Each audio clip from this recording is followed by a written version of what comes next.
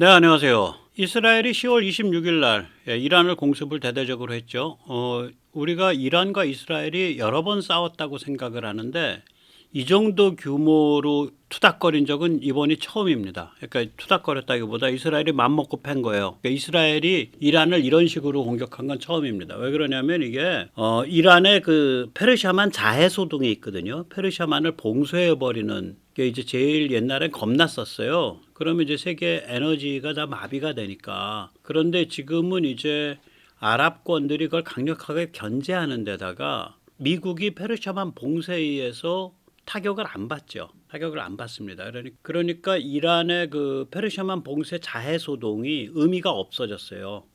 그런 상황에서 지금 이제 중동 전세 전체가 러시아가 이제 빠짐으로 해서 크게 동요하고 있으니까 이스라엘이 이번에 이런 과감한 공격을 한 겁니다. 제가 알기로는 이런 규모로 이스라엘이 이란을 팬 적이 없어요. 공습은 3차례에 걸쳐서 일어났고요. 밤새 전투기만 100여 대 들어갔고 공중급유기가 동원이 됐죠.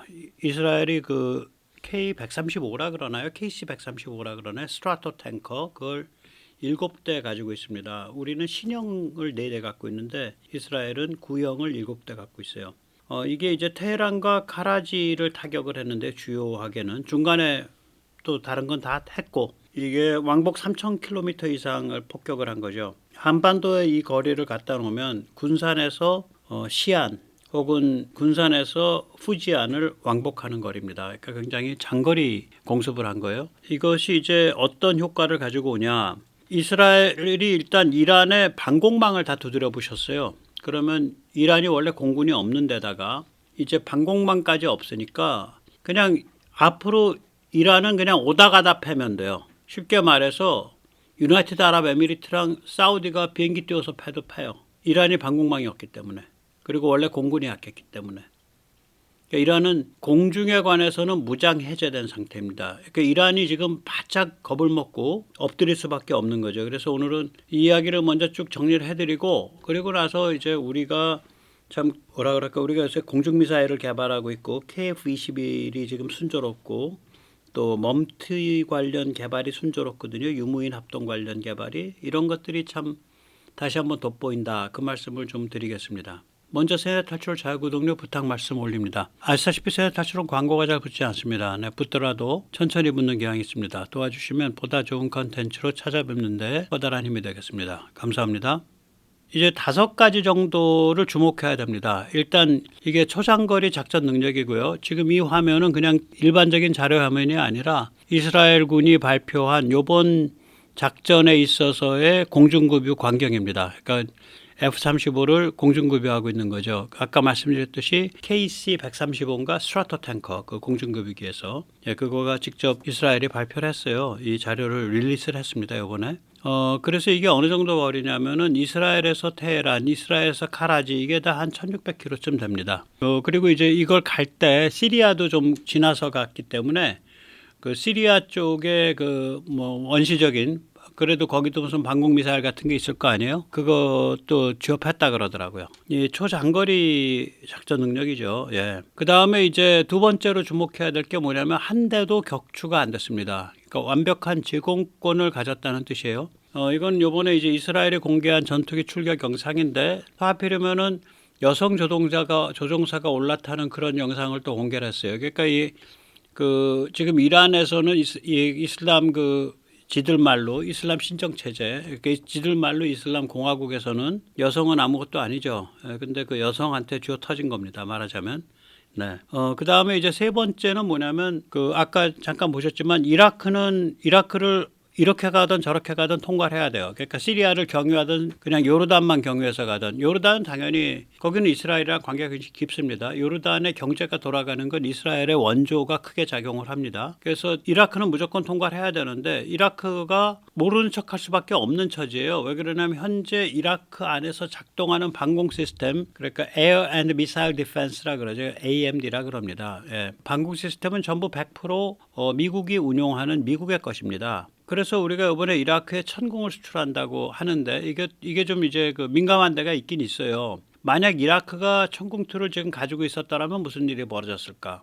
그렇다면 이스라엘이 이라크를 관통해서 가는 것을 이라크가 반대했을까? 혹은 지금 정부는 반대하지 않더라도 다음번 정부는 반대하지 않을까? 네, 그런 군사지정학적인 고민이 있는데 아마 미국과 잘 협의를 해서 이게 천궁을 팔고 있을 거라고 저는 믿습니다. 예, 왜냐면 그쪽 정보는 미국이 꽉꽉 잡고 있고 잘 파악하고 있으니까 이걸 뭐 미국과 상관없이 우리가 일방적으로 LIG 넥슨이 하고 있다고 저는 그렇게 생각하지는 않습니다. 그 다음에 이제 요번에 이제 취업할 때 타겟이 세 종류였습니다. 예, 하나는 이제 방공 시스템. 예, 이란은 S-400은 없습니다. 러시아가 이란에 S-400을 판매할 걸 거절해 왔었어요. 뭐 여러 가지 이유가 있을 텐데요. 러시아 입장에서는 이란만 상대하는 게 아니라 사우디도 상대해야 되고 유나이티드 아랍에미리트도 상대해야 되고 이러니까 이란에 대고 S-400을 안 팔았죠. 그래서 이란은 결국 S-300 뭐 6개인가 7개쯤 있는데 이번 공습으로 거의 다 파괴됐다고 봐야 됩니다. S-400을 러시아가 판 나라는 중국, 인도, 터키, 알제리, 벨라루스 등 5개 국가에 지나지 않습니다. 그리고 이제 두 번째 종류, 두 번째 카테고리의 목표는 뭐냐면은 타겟은 뭐였냐면 탄도미사일 공장이었고요. 그 다음에 세 번째 카테고리는 탄도미사일 발사 시스템입니다. 그래서 이번에 이란이 엄청난 그 전략적인 타격을 입은 거예요. 그래서 이란이 지금 납작바짝 엎드리고 있는 거죠. 네. 그 다음에 또 주목해야 될 건 뭐냐면 아까도 잠깐 말씀했지만 지금 이란은 이스라엘 제공권 아래 무방비 상태입니다. 이란은 원래 공군 제로입니다. 그런데 이제는 방공 제로입니다. AMD도 제로가 됐습니다. 한편 이스라엘은 장거리 공습과 초정밀 폭격이 가능합니다. 따라서 이번 공습에 의해서 그나마 있는 방공망을 싹 제거함으로 해서 이스라엘이 이란에 던지는 메시지는 그겁니다. 야, 이제는 언제든지 오다가 답해. 그러니까 너 알아서 처신해라. 그 메시지를 던진 겁니다. 그래서 이란이 수그러들고 있다고 보입니다. 그래서 지금까지 말씀드린 이 5가지, 이번 대공습에서 주목해야 될 5가지를 다시 요약해서 보면, 첫째, 엄청난 장거리 작전 능력을 이스라엘이 보여줬다. 두 번째, 단 한 대도 격추되지 않았다. 아마 F-35를 앞세우고 먼저 방공망을 제압하고 그리고 F-16과 F-15가 따라 들어가는 그런 방식이었을 거예요. 세 번째, 이라크는 방관, 침묵, 무력 모드다. 그러니까 이스라엘 비행기가 왔다 갔다 하는 거에 대해서 완전히 침묵하고 있다. 네 번째, 방공망을 붕괴시켰고 탄도미사일 생산 공장을 부쉈다. 다섯 번째, 이란은 원래 공군이 제로였는데 이제 방공, AMD, 방공도 제로가 됐다. 그래서 쥐어 터지면 된다 그냥. 머리 날면면 쥐어 터져 이제는. 예, 아주 살벌해진 거죠 말하자면. 그래서 제가 이게 이제 북한이나 베이징에 그 상당히 그 어떤 충격을 주는 일이다. 왜 그러냐면 이 서방의 이런 제공권, 그 다음에 그 전에 있었던 서방이 탄도미사일을 막아내는 능력, 그러니까 요격 능력, 서방의 방공 요격 능력, 그러니까 BAMD죠, Ballistic and Air Missile Defense, 그러니까 탄도미사일 또 방공망, 예, 이 AMD 능력, 서방의 또 서방의 제공권, 이게 어떻게 작동할 수 있다라는 것을 생생히 보여준 거라서 뭐 이란 정도의 나라가 힘도 못 쓰고 그냥 무릎을 퍽 꿇는 거 아니에요. 예. 이거는 이제 베이징이나 또 평양에 던지는 메시지가 굉장히 큽니다. 한마디로 뭐 이 정도는 맛보기다. 동아시아는 훨씬 더 강력하다. 이런 메시지가 가는 거죠. 중국의 방공망은요, 탄도탄 요격 S-400이 6개 포대를 수입해서 설치를 했습니다. 그리고 이제 비행기랑 순항 미사일을 요격하는 건 자기들 거가 있어요. HQ-9 패밀리입니다. 그런데 이 S-400은 장거리 레이더에 과잉 집중해 있어가지고 이 S-400의 약점이 뭐냐면 아마 레이더를 멀리서 식별하는 거에 온 힘을 쏟는 모양이에요. 그러니까 이제 저공으로 침투해서 들어오면서 뭐 한 200km, 150km를 남기고 레이더 사냥 미사일을 쏘게 되면 혹은 전자전을 그 레이더에 대고 때리게 되면은 마비된대요. 예, S-400이 그 약점이 있대요. 그거에 약하대요.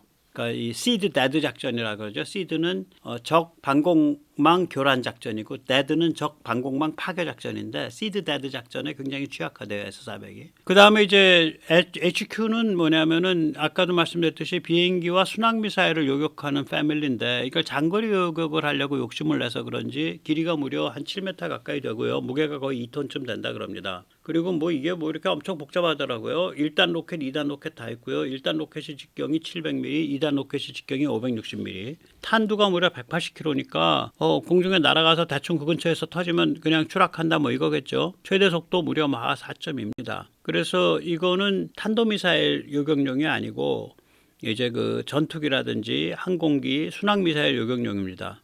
이런 무식한 걸 쓴대요. 중국의 HQ9을. 중국이 이제 나중에 이제 탄도미사일 요격을 위해 가지고 한 두세 가지 종류를 만들었다고 합니다. 그 중에 HQ-19는 1999년에 히트킬, 그러니까 폭발에 의해서가 아니라 가서 충돌해서 터지는 거를 성공했다라고 한대요. 그래서 세계 두 번째라고 한대요. 그래서 중국판 사드라고 한대요. HQ-19. 그 다음에 HQ-26은 중국판 SM-3라고 한대요. 그 다음에 HQ-29는 중국판 패트리어트 3라고 한다고 그럽니다. 근데 이게 어디서부터 어디까지가 실제적 기능이고 어디서부터 뻥스펙인지 좀 오락가락하는 것 같아요. 예. 이제 한국의 여기에 요번에 이제 이걸 보면서 이스라엘의 그 작전을 보면서 한국의 전투기 오형제 생각이 나더라고. 이게 뭐 지금 진행 중인 거죠. 그래서 앞으로 한 6, 7년 후까지 어떤 일이 벌어질까 생각을 해보면 일단 한마디로 말하면 A사 레이더와 시계외 교전 능력을 갖춘 4.5 이상 전투기가 한 368대쯤 됩니다. 그러면 이게 작은 수량이 결코 아니죠. 예를 들면 물론 F-15K는 조금 더 늦어요. 2035년경까지일 겁니다. 그 업그레이드 되거든요. EX급으로. 지금도 훌륭하지만 그리고 F-35A는 뭐 그때그때마다 업그레이드해서 돈 억수로 들어가요. 저건. 근데 뭐 그래도 세계 최강이니까.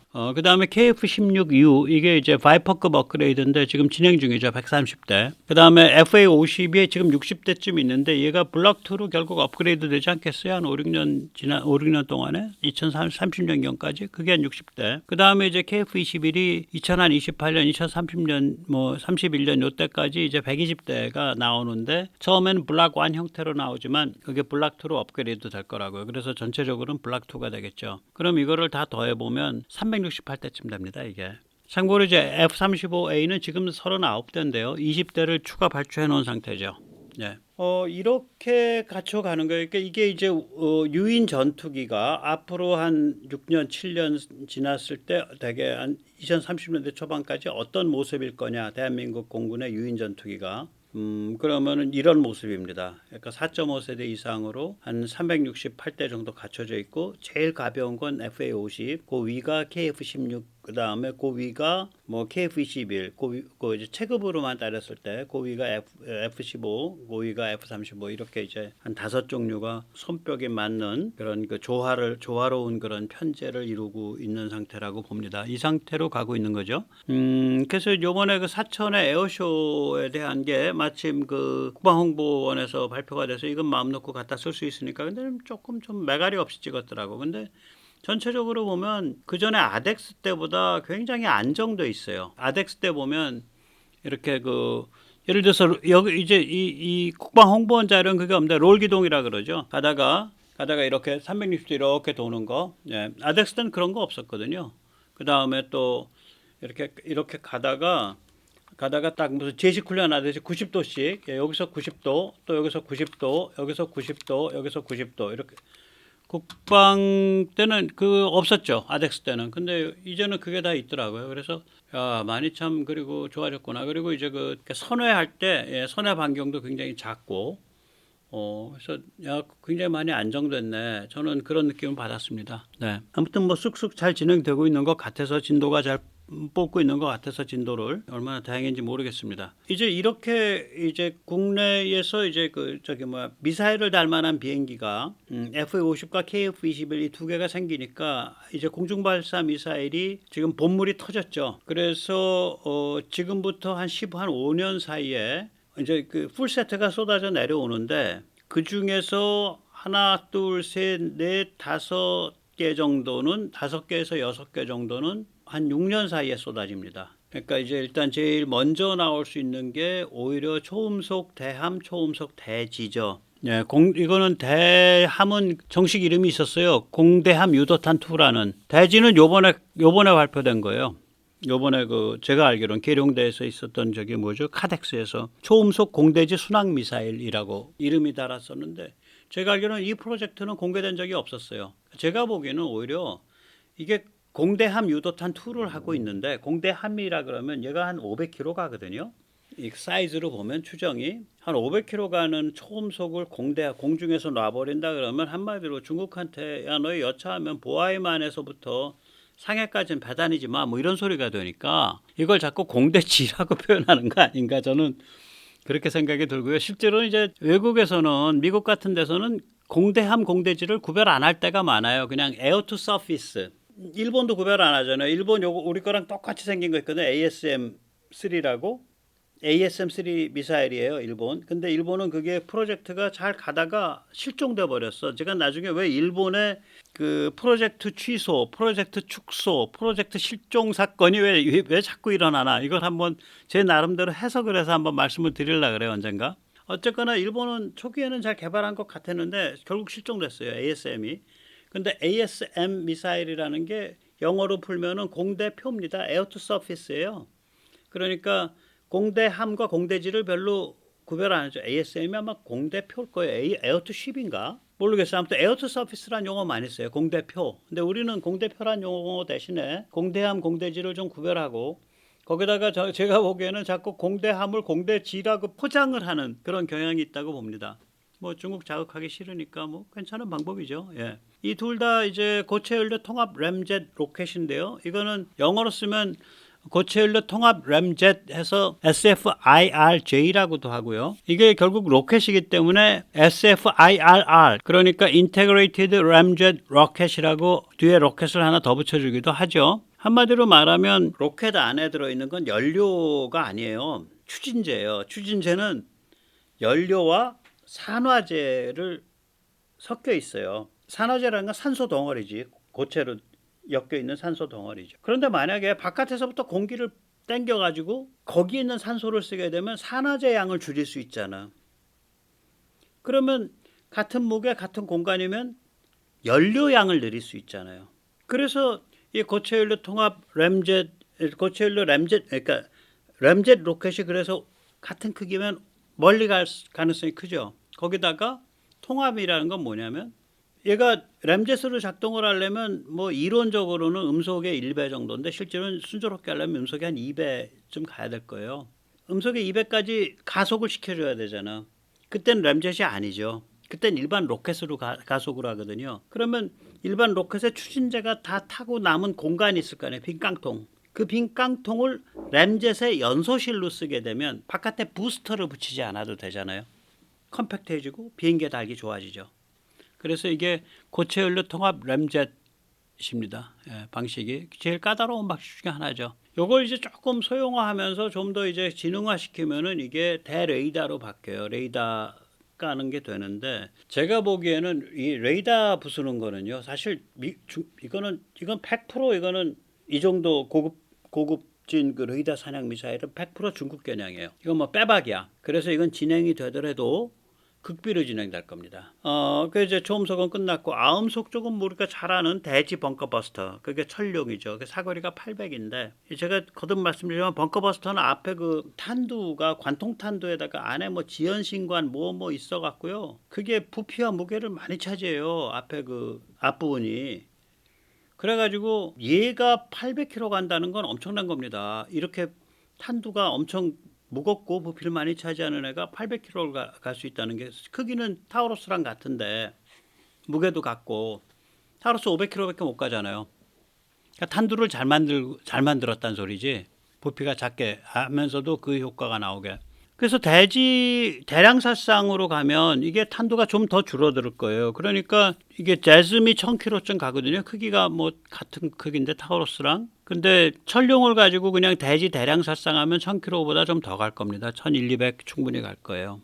탄두에서 세이브되는 게 커요. 그 공간과 무게가. 그 다음에 이제 요걸 가지고 또 변형을 시키면은 미국이 그거거든요. 제즘을 대함용으로 변형시킨 게 LRASM이에요. 이게 1000km 바깥에 있는 대형 함정 때려잡는 거예요.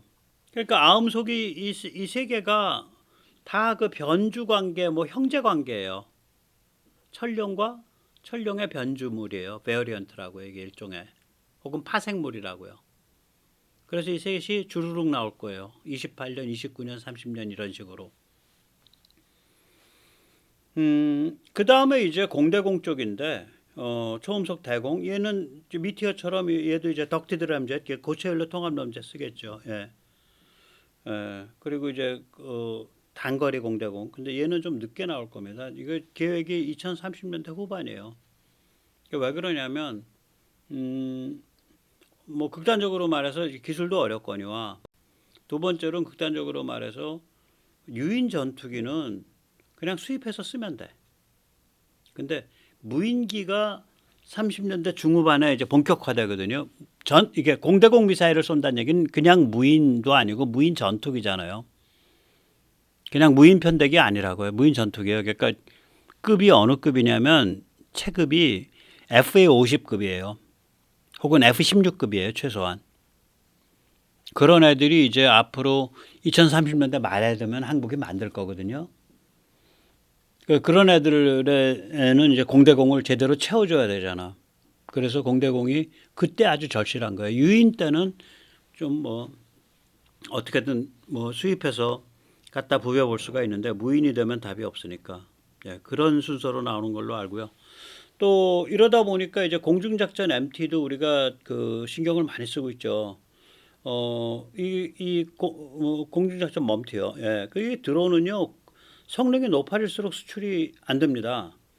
그러니까 특히 적재량이 큰 드론, 페일로드가 큰 드론은 미사일 기술 통제 체제 MTCR에 의해서 수출이 금지 대상입니다. 이게 드론과 미사일이라는 거 왔다 갔다 하거든. 그래서 이래요. 그 사실은 그러니까 뭐 예를 들면 중고도 장기 채공 무아부 같은 거 이게 정찰형이 있어요. 이거 올해 양산 들어간 건 정찰형입니다. 무장형은 언제냐? 양산 아무리 빨라도 2029년입니다. 이게 왜 그런데 정찰형은 엔진을 수입해서 쓸 수 있어요. 캐나다 프레드 위티니로부터 수입해서 써요. 근데 무장형은 엔진을 수입을 못해요. 국산이 나올 때까지 기다려야 돼. 근데 그 국산이 28년에 끝나요. 개발이. 이게 이런 게임이에요. 그럼 우리가 이거 만들어서 뭐 한 100대 만든데 아니에요. 10대 뭐 많아야 뭐 그래요. 정찰형 무장형 합쳐도. 정찰형 무장형 합쳐도 10대 20대 이래요, 이거. 그 개고생하면서 개발해 놓고. 그럼 어디다 많이 팔 데 있어? 잘 못 팔아요. 팔만한 데는 미국이 팔어.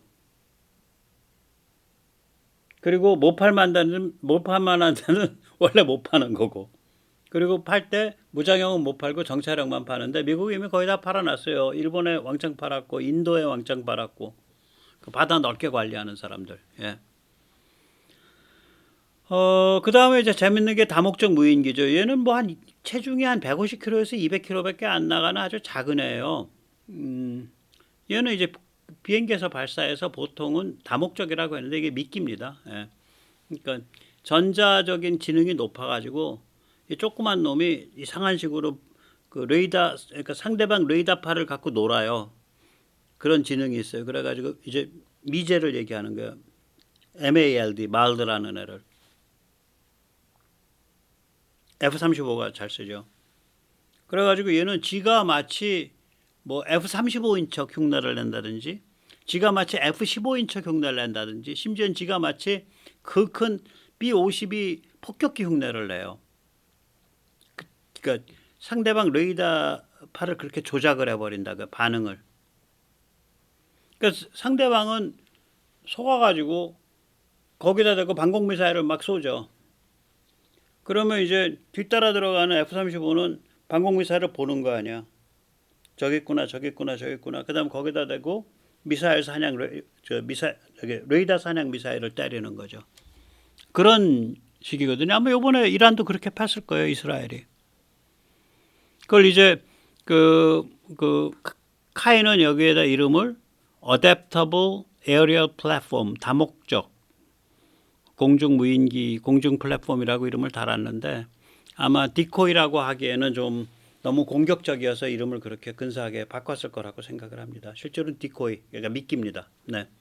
그 다음에 이제 무인 편대기가 있죠. 예. 이게 2020년대 말 한 4, 5년 후면 나와요. 예. 예. 그 다음에 가오리인데 이걸 저는 전익기라고 번역했었는데 이제는 꺾인 년이라고 해야겠죠. 크랭크 카이트. 전익기라는 건 완전히 뭐 이렇게 펑퍼짐하게 판자떼기처럼 삼각형 판자떼기나 뭐 이렇게 생긴 걸 전입기라 그러죠. B2나 B21 같이. 근데 그게 아니라 얘는 가다 한번 이렇게 꺾였잖아요. 그래서 크랭트 카이트라 그래요. 꺾인 년. 얘는 이제 2030년대 초쯤 됩니다. 이거 왜 문석열이가 왜 이거 뭐 R&D 예산 깎아서 이거 예산이 뭐 개발이 중지됐다는데 제가 보기에는 개발 중지시켜야 돼요. 두 가지 문제가 있어요. 기본 하는 건 다 했어 이제 남은 건 뭐냐면 두 가지 영역이 남았는데 하나는 항전 장비를 고급화해서 껍데기 안쪽으로 집어넣는 거. 잠깐 이거 어디서 쓰는 기술인데 KF-21 블락 3에서 쓰는 기술이에요. 그러니까 KF-21 쪽을 열심히 하다 보면 이게 하나씩 확보돼요. 두 번째는 그보다 더 중요하게 얘를 늦출 수밖에 없는 게 얘가 이게 지금 체급이요. 미국의 그 뭐지? X47B인가 뭐 그런 거 있어요. 그 무시무시하네. 항공모함에서 뜨는 애. 걔보다 체급이 클 수 있어요, 얘가. 이거는 MTCR이에요, 그냥. 뱃속에 무장이 뭐 한 500kg 이상 들어가니까 아무리 정찰 통신 위주라 그래도 일단 무장을 뱃속에 한 5, 600kg 1톤 넣을 수가 있으니까 바로 MTCR이에요. 그러니까 얘는 엔진을 못 사요. 그러니까 얘 엔진이 개발될 때까지 기다려야 돼. 그래야 그 다음 번을 해요, 뭔가를. 그 뭐 실험실 단위에서 조그맣게 해볼 수 있는 건 다 끝나놨어 이미. 그래서 좀 기다려야 돼요. 방법이 없어요. 그 다음에 이제 마지막의 문제는 뭐냐면 제가 세 가지 얘기를 드리는 거예요. 하나는 껍데기 속으로 항전 장비를 센서류를 집어넣는 거. EOTGP라든지 전자광학 조준하는 거. 혹은 적외선이라든지 이런 걸 껍데기 속으로 집어넣어야 스트레스가 될 거 아니에요. 그 기술인데 그거는 KF-21 하면서 하는 게 좋아요. 두 번째는 뭐냐? 차분히 하면 된다. 두 번째는 그 엔진 문제. 세 번째 문제는 이거보다 더 심각한 건데요. 미국이 지금 이런 형태의 아까 미국이 만든 그 X자 붙으면 되게 실험 단계예요. 그 두 대 만들었어요. X47인가 뭐 이거랑 똑같이 생겼어. 이런 형태의 스텔스 이 정도 사이즈의 이런 형태의 드론이 어디다 쓰지 해서 그 답이 안 나와가지고 양산을 미국이 미루고 있어요. 우리도 아마 똑같은 문제에 부닥칠 겁니다. 이거. 그러니까 무인 편대기 이런 거는 답이 나와 쭉쭉 어디다 쓴다는 게 또 가격도 좀 싸고. 근데 얘는 무지하게 비싸네요. 만들기도 비싸고. 얘 근데 어디다 쓰지? 그 문제가 좀 있어요. 그래서 이게 군사 사상과 군사 전략, 군사 전술 그래서 얘가 좀 자리매김을 다시 해야 돼요. 그러니까 급할 게 없다는 거예요. 그래서 뭐 가오리 연구개발이 중지됐습니다. 윤석열이가 웃기는 소리예요. 네, 웃기는 소리예요. 그런 얘기 믿지 마시고요. 그다음에 이제 무인 전투기가 이제 나올 수 있는데 얘는 이제 빨라도 2030년대 말 2040년경입니다. 미국은 이거 다 해놓고도 안 만들고 있잖아. 뭘 다 했어? 사진에 보는 거예요. F-16을 무인화 시켰죠. 비스타라고 부릅니다. 그래서 그 인공지능 돌아가고 그걸로 독파이트도 시켰죠. 독파이트 잘한다 그러더라고. 공중전, 근접 공중전이요. 그래서 이거는 빨라도 2030년대 말이에요. 근데 이제 이걸 다 할 수 있는 채비가 다 갖춰져죠. 예를 들어서 무인 전투기 하려면 첨단 항공 엔진 있어야죠. 그 2035년까지 끝나거든요. 항전 장비 세트 있어야죠. 그건 다 끝나잖아요. 2030년대 초반이면. 그래서 우리는 이제 이런 것들을 할 수 있는데 문제는 뭐냐? 이런 물건들은 만든다 그래서 수출을 못해. 근데 또 그럼 수입을 할 수 있냐? 수입도 못해. 그러니까 만들어야 되네. 펩세 황새 게임이지. 중국을 옆에 두고 있으니까. 예. 중국이 이게 북핵을 밀어주고 북한의 탄도미사일을 밀어준 게 패착이에요. 저는 좀 욕먹을 소리 좀 하겠습니다. 만약에 중국이 90년대 말에 고난의 행군 때 그때 북한의 체제 변경을 유도를 하고 그때 뭐 남북 간의 그런 어떤 국가연합 혹은 대한민국이 주도하는 남북 통일을 중국이 지지했다고 상상을 해보자고요. 자, 그래서 97년, 95년, 96년에 남북이 통일됐어. 그리고 대한민국이 주도해. 자유 한반도야. 사람 살긴 좋아졌을 거예요. 정치적으로 어떤 칼라가 됐을까요? 그 다음부터 20년이 1990년대에서부터 20년, 한 6, 7년에서부터 20년이 미국의 중국 사랑이 미칠 듯한 중국 사랑이었던 시기잖아요. 미국이 미칠 듯하게 중국 사랑이 20년이 돌아가면 통일돼 있는 한반도는 미칠 듯한 중국 사랑에 빠졌겠지. 그래서 지금 한국인의 정신과 체질은 완전히 친중으로 노골노골하게 뼈까지 다 녹았을 거예요. 한 2017, 8년쯤 됐으면. 대만보다 훨씬 더 녹았을 거예요. 대만이 좀 녹았잖아요, 뼈가. 그래서 결국 중국의 김정일이 밀어주고 북핵과 미사일을 밀어줬던 것이 한국을 지금의 한국으로 만드는 데에 지금 그래도 사람들이 속아서 종중 정당이 그 국회에서 그 다수당이지 정말로 너 중국이냐 서방이냐 너 택해봐 국민들한테 그렇게 밀으면 80%는 서방을 택하죠. 한국이 서방인데 중국 좋다는 사람 20, 30%밖에 더 나와요. 그래서 한동훈이가 이번 총선 잘못했다는 거예요. 여러분 아무리 살기가 팍팍하더라도 윤석열 정부가 제대로 한 건 몇 가지 인정을 해 주셔야 됩니다. 경제는 건실하게 했고 돈을 안 풀어서 팍팍하긴 하지만 그 다음에 두 번째로 외교 안보 이런 쪽은 제대로 풀었습니다. 군사는. 그건 인정을 해 주십시오. 그리고 중간평가해 주십시오. 이러고 한동훈이가 나섰어야 되는데 한동훈이는 저 김건희 미워해요. 저 윤석열이 아닙니다. 이러고 나섰으니까 아휴 그러면 이제 패배를 한 다음에도 수습이 안 돼요. 조선일보 한동훈을 제가 그래서 되게 싫어합니다. 네.